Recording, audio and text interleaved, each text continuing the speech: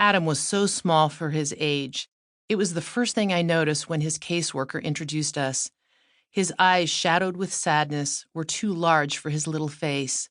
He was drawn into himself, as if he was trying to fit his diminutive frame into an even smaller space.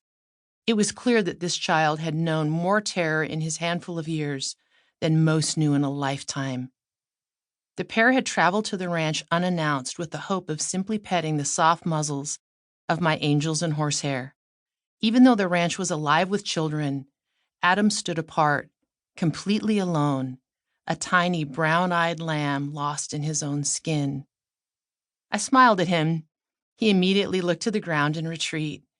My heart staggered under the weight of his loneliness. I prayed that God would meet this child in this place in a special way.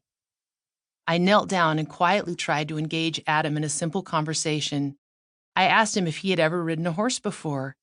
He stared at the ground, somber as an ancient sage, and silently shook his head. "Would you like to?" I asked. His little head snapped up, and he looked me directly in the eyes with more than a little disbelief. I smiled into his questioning face. "We have a pony for you," I told him. "A very special pony who would very much like to meet you." "Really?" he asked, with more emotion than I'm sure anyone had seen in a while. He looked at his caseworker and then back at me.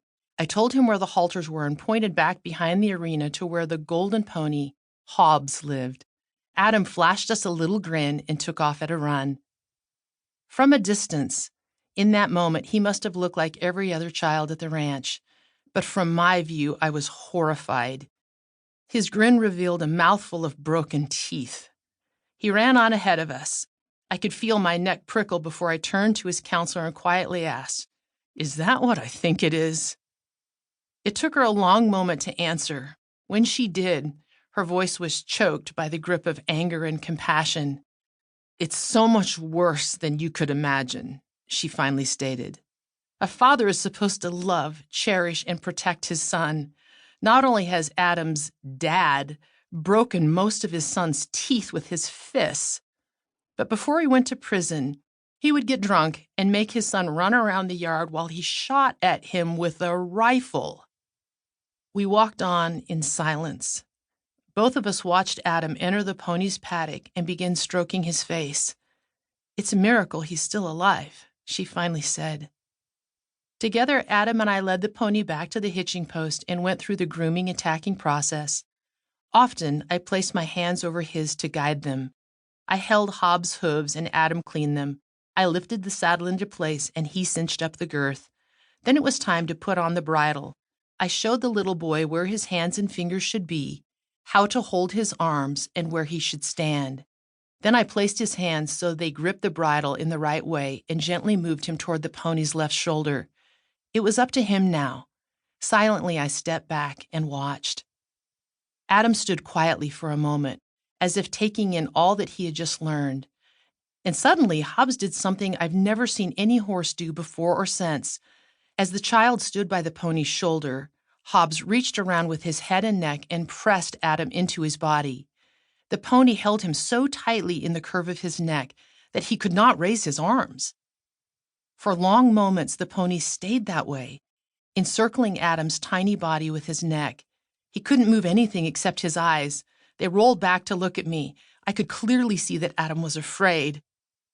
What was Hobbs doing? I could think of only one thing to say. The words all came out in a rush. "Oh my gosh, I think that this pony's giving you a hug." Adam's huge, startled eyes moved in pinball fashion as he tried to process what was happening. "I have never seen him do that to anyone else," I added. "You must be very special." Adam's face began to relax with my reassurance. He appeared to accept what I had said.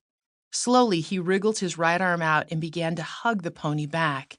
For a brief moment, this battered child was allowed to be nothing more than a little boy who was loved by a pony. Adam's head slowly dropped until it rested against Hobbs' neck.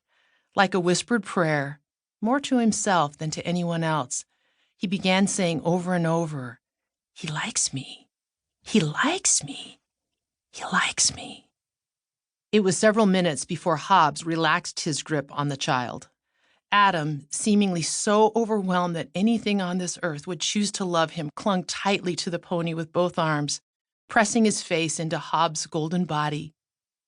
Moments passed, and the boy's hug melted into long strokes on both sides of the pony's neck. The stony tomb that had once imprisoned Adam's heart began to crumble under newfound love. Finally, he looked up and smiled. It was a radiant, jagged grin, so dazzling it was like trying to look at the sun. With his arm still around the pony, he turned and looked up at me. "He likes me," he said again. But this time he said it out loud, with a convincing sparkle in his eyes. I glanced toward heaven with a wink and a smile and whispered, "Thank you."